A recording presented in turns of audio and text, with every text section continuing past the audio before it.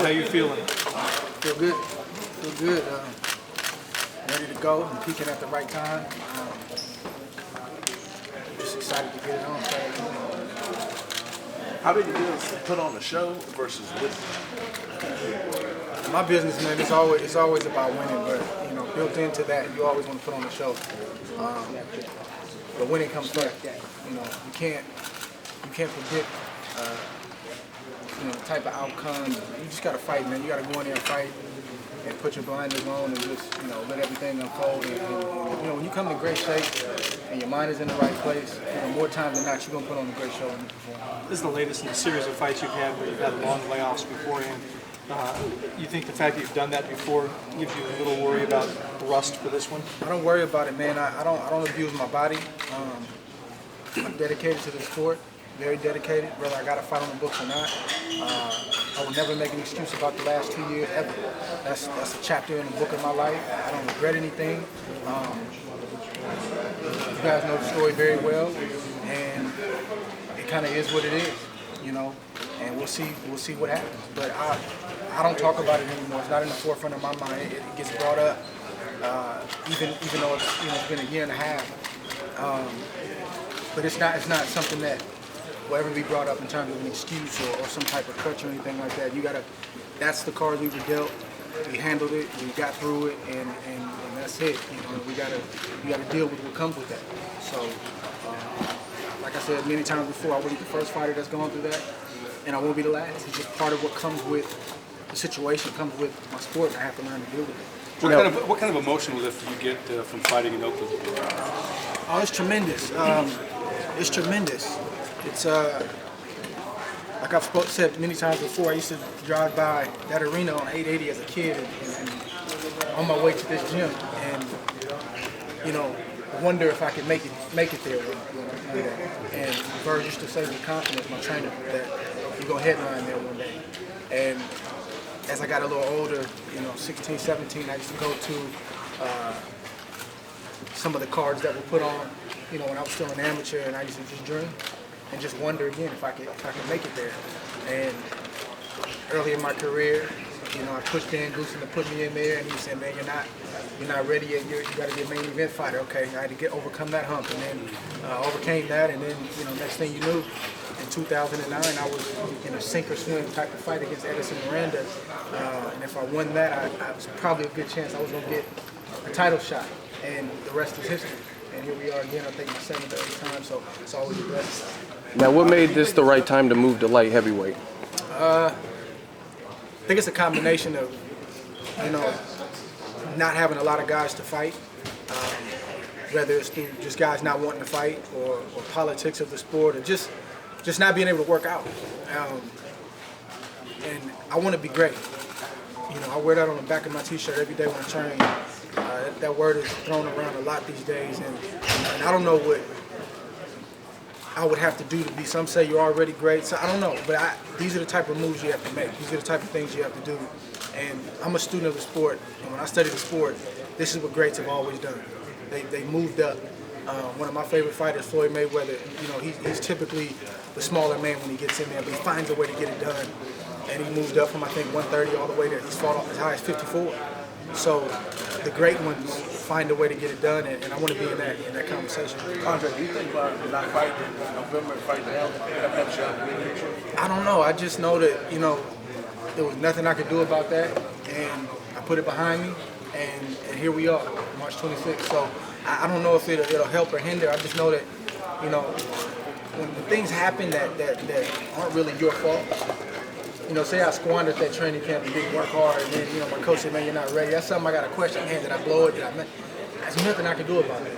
So I have to look at it like that wasn't my date. That wasn't for me. So I went to the card, supported the card, was happy to do it, and now here we are. What challenges does Barrera present to you? He's a big body. He's confident. He seems to be a good puncher, and we didn't pick him because he was soft touch. We picked him because he was going to get me ready. And show me what this weight class is all about, and that's what it's about. And if you, just look at my career, there's a place for tune-ups and there's a place for stay busy fights, which I haven't had a lot of in the last 3-4 years. you want to fight the best. And if you're not fighting the best, you want to fight the number one contender. That's what we're doing. At 32, have you had to change your strategy? You get a little wiser with what you do now? I think it's just taking place on its own. You know, I think when you look at yourself early in your career, it's a lot of extra unnecessary movement.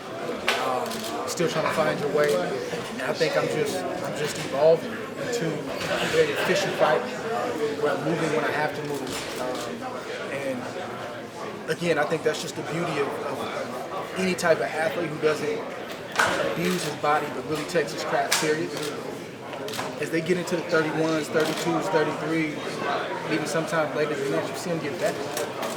And I've stumbled across a couple articles about me missing my prime and different things like that. It's just crazy. It's just crazy. But I feel like I'm as good as I've ever been. You know, believe it or not. And the other thing too is, a lot is made of the last 2 years and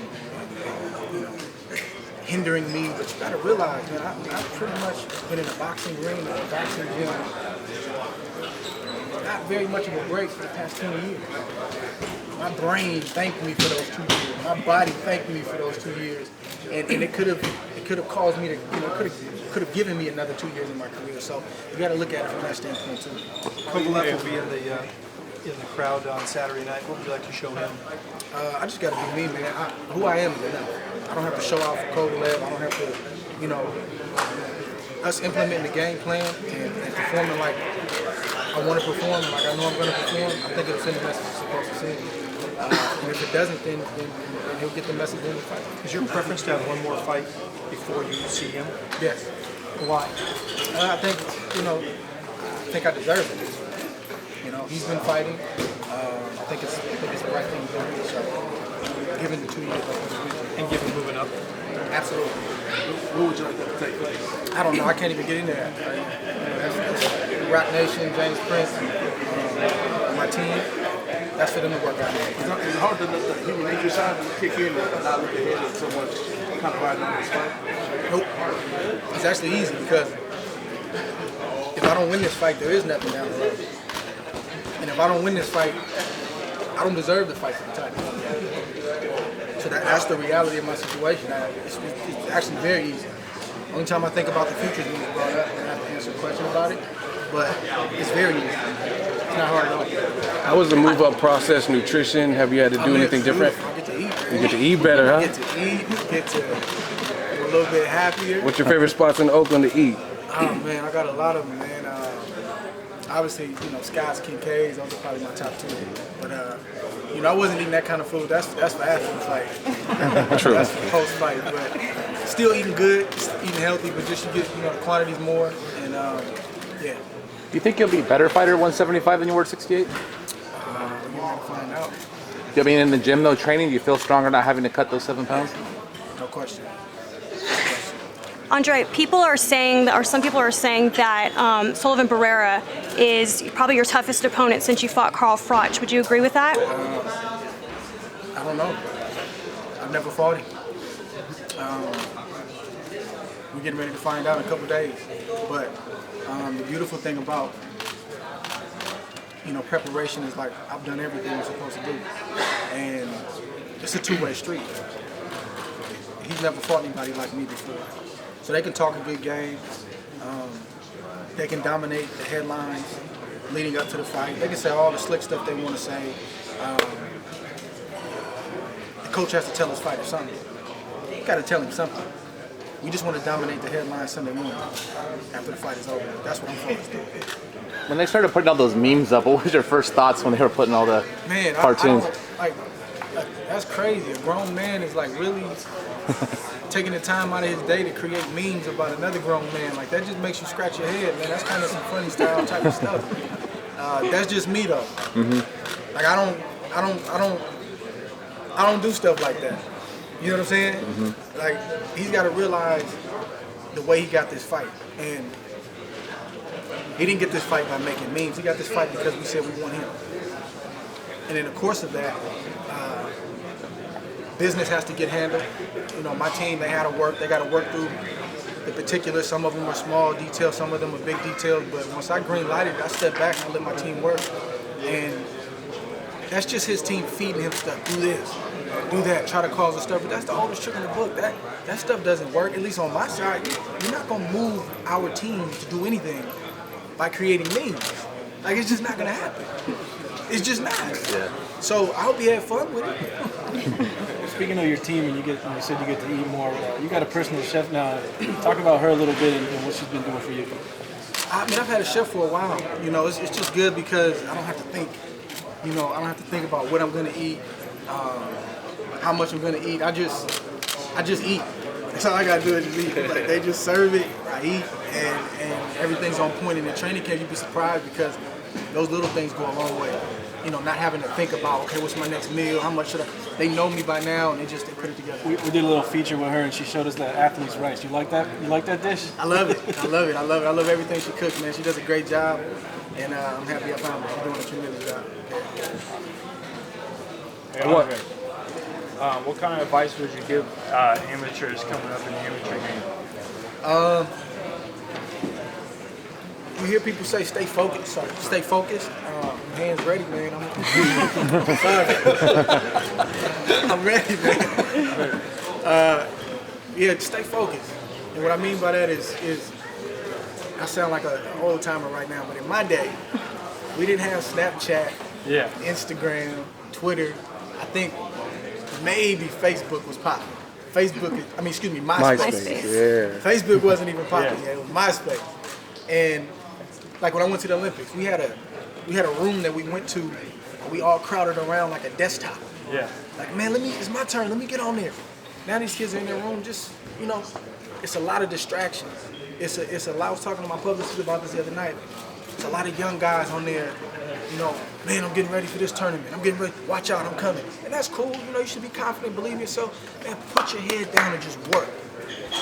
Because if you are who you say you are, and if you have the goods, they're gonna know about you soon enough.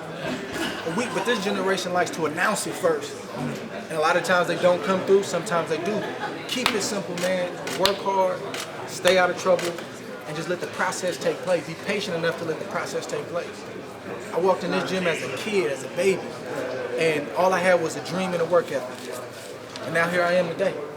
And that's just from a lot of hard work. Thank you so much for that. I watched Creed again the other day. How was that experience? Did you get a little acting bug after boxing? I did, man. I got bit by the bug. Got bit I told by my it? team, I said, man, I want to do more. Not to mention that Got the new taper? those residuals ain't bad either. Those residuals ain't bad at all. But no, the process was amazing. Like, I was there 3 or 4 days in Philly, 12-hour days. I'm going back to my room, icing my shoulder, taking Epsom salt baths. I'm like, this is crazy. Like, this is a movie. But it's repetition. Like, you're working for 12 hours. You may get a 30-minute lunch break. That's it. And I just enjoyed it, man. I just enjoyed it. I'm thankful for the opportunity to do it, and would love to do it. And working with the hometown director? Of course. Yeah, he's amazing. Ryan Coogler's amazing. He'll be at the fight. How does your faith play a role when you're inactive like that for a long period of time? A long period of time. Yeah, it makes you really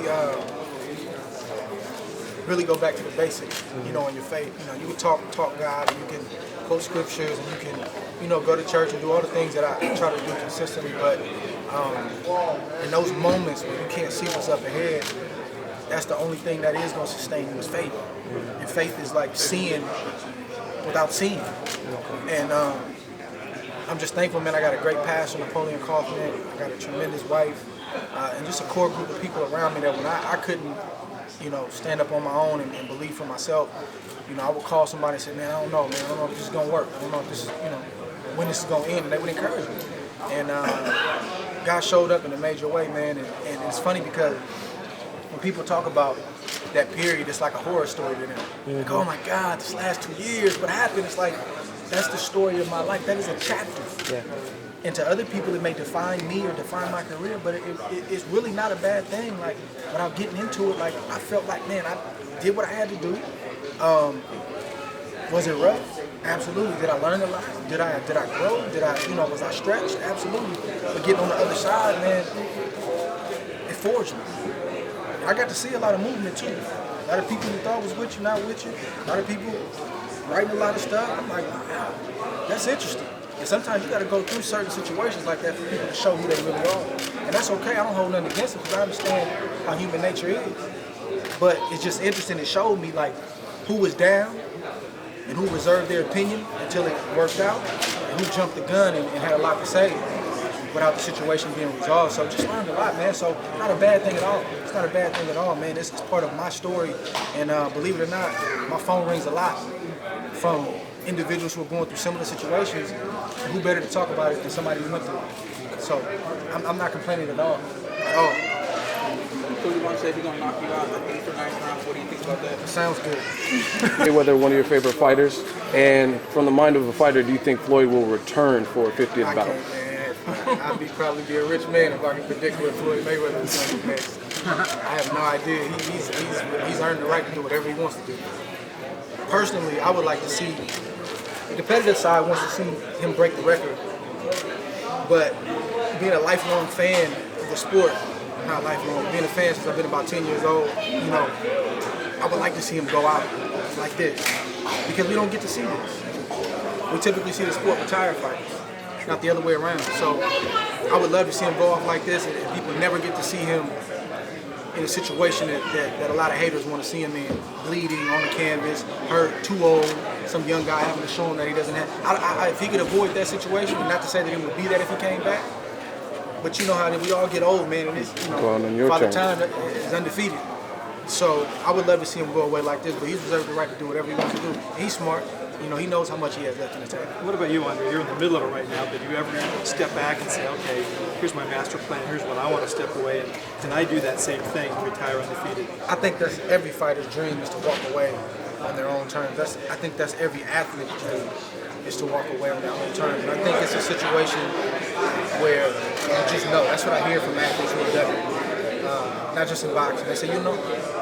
And I think the key is just listening to that voice. When that moment comes, now you got a decision to make. So you're not at that moment though. Nah, not yet. I got a little bit more work to do. Got a couple years to make it. You know, the Super 6 and 168, you look at that like it's the first phase of your career, and now this fight, the second one with Rock Nation, first at 175, like it's the next chapter, kind of. I would say the Super 6 is probably the middle phase. Yeah. It's a lot to get to that point. So I had to work my way up to the ranks like everybody else. You know, in one slip up, there would be no Super 6. You know, there'd been no title shot. If I'd have slipped up in the Edison Miranda fight, there would have been no Kessler. Would have been no Super 6. So that was the middle part, and this is the back stretch. Okay, last couple questions. How does it feel to be the last one standing, or to still predominantly on the top after the Super 6? And you can see some of the other brothers, you know, in the Super 6 with you, how they're doing. Man, it's a good thing, but you know, I try not to put too much stock in that because I know how hard this sport is on every kind of level. You know, whether you're a top guy, or whether you're a contender, or just an opponent. So, you know, I try not to put too much stock in that in terms of, you know, taking pride in that. I'm just thankful, man, for the longevity. I'm just thankful to still be around and still be, you know, at the top of my game. It's a blessing.